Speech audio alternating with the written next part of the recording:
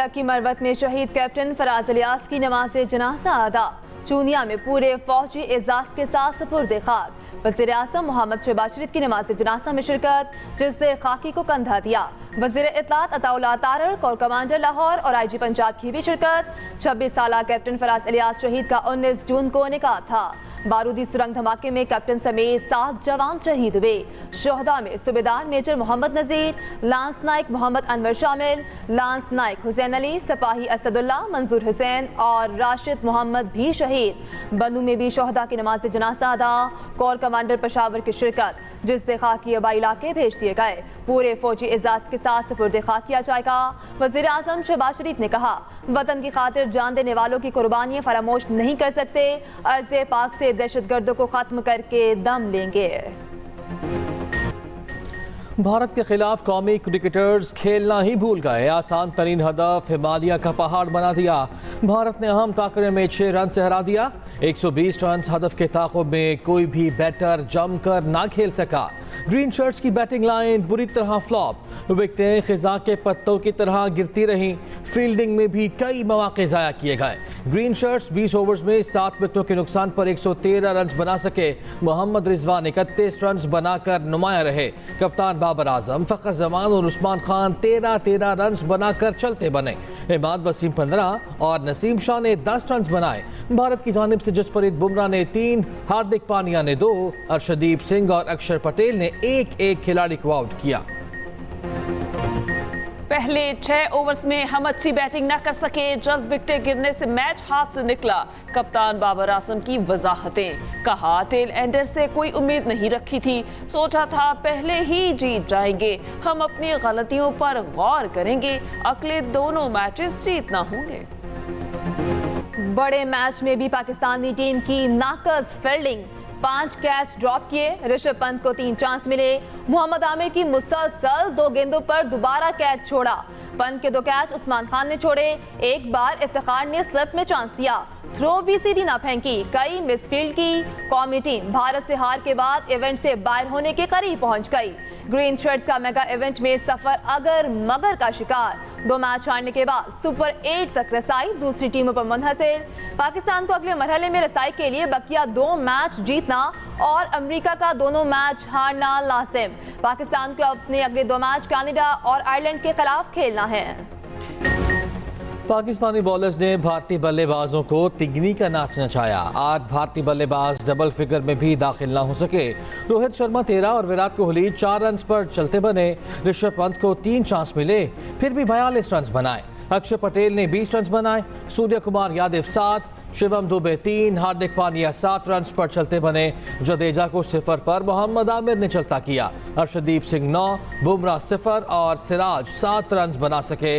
नसीम शाह और हारिस रऊफ की बेहतरीन बॉलिंग 21 रन देकर 3 विकेटें उड़ाई। मोहम्मद आमिर ने 2 खिलाड़ियों को पवेलियन की राह दिखाई। शाहीन शाह अफरीदी ने 1 खिलाड़ी को चलता किया।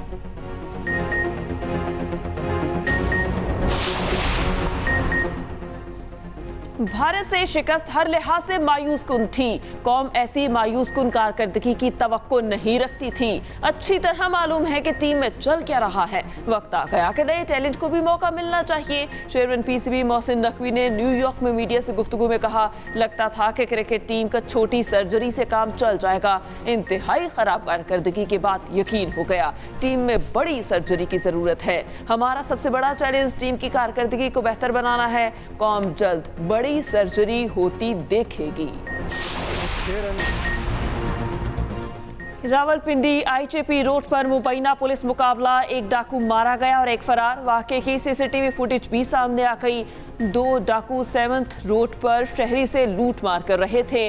डॉल्फिन फोर्स के पहुंचने पर फरार हुए। ताकुब के दौरान डाकुओं ने डॉल्फिन फोर्स पर फायरिंग की।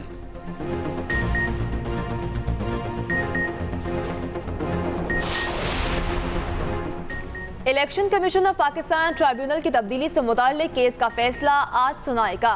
3 बजे का वक्त मुकर्रर। कॉज लिस्ट जारी कर दी गई। इलेक्शन कमीशन ने ट्राइब्यूनल तब्दीली केस से मुताल्लिक जुमे को फैसला महफूज किया था। 2 रोज तक नून लीग और PTI हिमायत याफ्ता उम्मीदवारों के दलाइल सुनेंगे।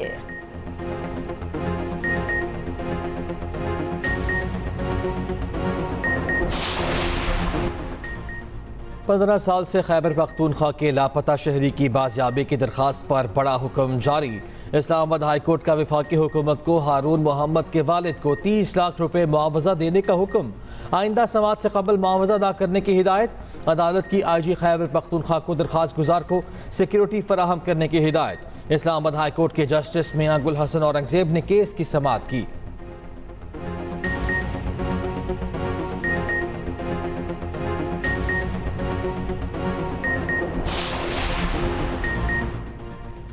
रेकोडिक केस में 10 अरब डॉलर की रिकवरी। अहम हकाइक मंजर आम पर आ गए। साबिक अटॉर्नी जनरल अशतर औसाफ का साबिक चेयरमैन नैब को खत सामने आ गया। खत में TCC कंपनी अफसरान और मुलाजमीन की इंक्वायरियां खत्म करने की दरख्वास्त।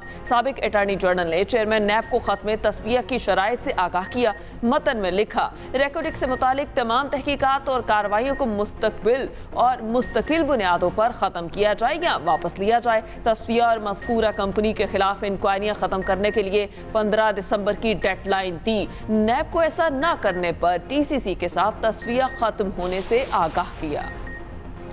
शरह सूद में कमी होगी या नहीं, स्टेट बैंक की मॉनेटरी पॉलिसी कमेटी का इजलास आज होगा। आइंदा 2 माह के लिए शरह सूद का तायुन किया जाएगा। शरह सूद गुज़श्ता 11 माह से 22% के रिकॉर्ड सतह पर बरकरार है। मुआशी माहिरीन के मुताबिक अफरात ज़र में कमी के बायस शरह सूद कम करने की गुंजाइश मौजूद है।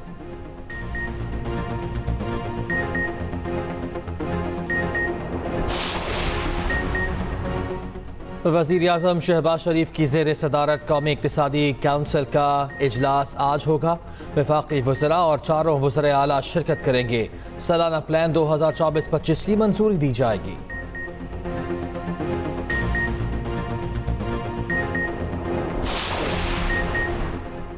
IMF और हुकूमत में मुज़ाकरात बेनतीजा ख़त्म। तनख्वाहदार और गैर तनख्वाहदार तबके पर नए टैक्स रेट्स। ज़राअत और हेल्थ सेक्टर पर 18% सेल्स टैक्स किए जाने पर इत्तेफाक न हो सका। फरीकैन के एक्सपोर्टर्स पर इनकम टैक्स बढ़ाने पर इत्तेफाक। पाकिस्तान ने पेंशनर्स पर टैक्स आयद करने के लिए आमादगी जाहिर कर दी।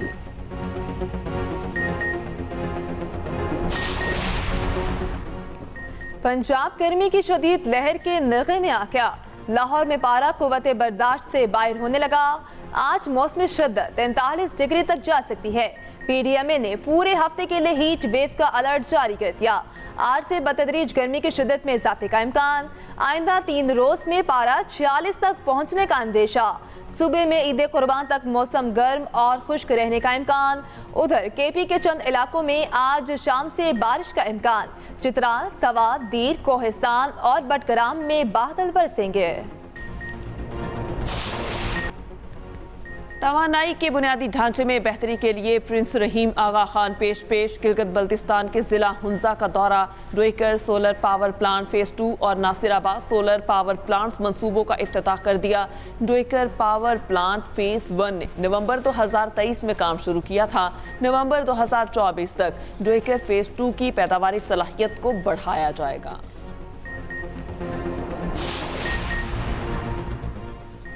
सिंध में ओवर चार्जिंग पर ट्रांसपोर्टर्स के खिलाफ मुहिम आज से शुरू होगी।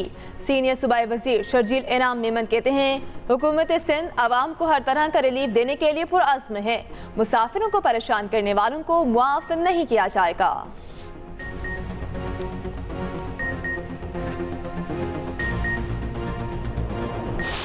नरेंद्र मोदी तीसरी बार भारत के वज़ीर आज़म बन गए। ओहदे का हल्फ उठा लिया।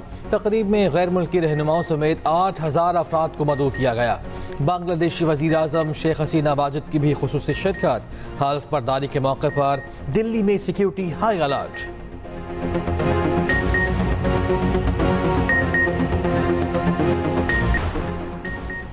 हरदीप सिंह निजर का कत्ल। अल जजीरा की वीडियो रिपोर्ट में नए इंकशाफात। मकतूल को कैनेडियन सरजमीन पर संगीन खतरात लाहक थे। भारतीय एजेंसियां खालिस्तानी रहनुमाओं को जान से मारने की धमकियां देती रहीं। भारत की धमकियों के बावजूद हरदीप अलग रियासत की जदोजहद से न रुके।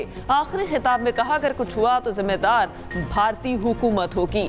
कत्ल से भारत ने पैगाम दिया कि सिखों की तहरीक कभी कामयाब नहीं होने देंगे। कत्ल को 1 साल मुकम्मल होने पर कनाडा में 50,000 से ज्यादा अफराद सड़कों पर निकल आए।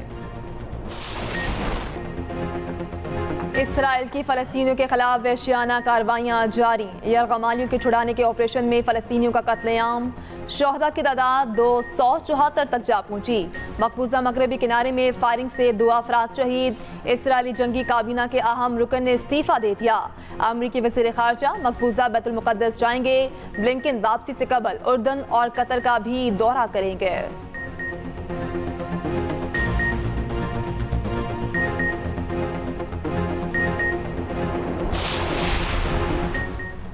सऊदी हुक्काम ने हज परमिट के बगैर मक्का आने वाले 1,53,000 अफराद को वापस भिजवा दिया। हज सिक्योरिटी फोर्सेस के कमांडर्स की सिक्योरिटी इंतजामात बारे ब्रीफिंग। कहा, हमारा अवलीन मकसद हाजियों की हिफाजत और सलामती को यकीनी बनाना है। हज परमिट के बगैर अफराद को मुक़द्दस मकामात में दाखिल होने से रोकना है।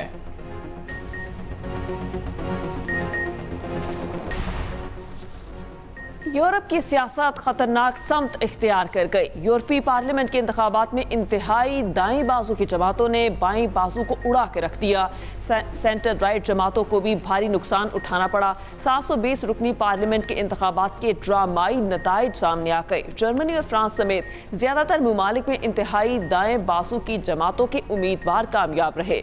रिवायती सियासी एस्टेब्लिशमेंट का सफाया हो गया।